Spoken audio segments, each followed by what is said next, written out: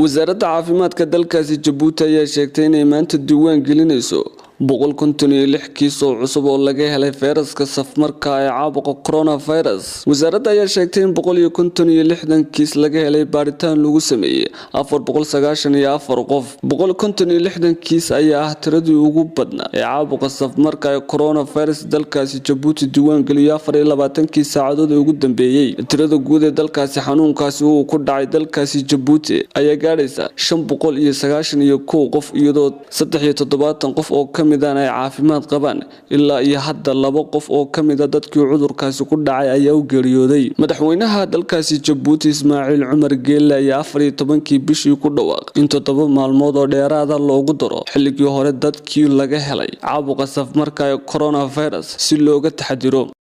Waa Xamse Axmed Saleymaan Xamse Dabaare, telefishinka caalamiga ee Star TV.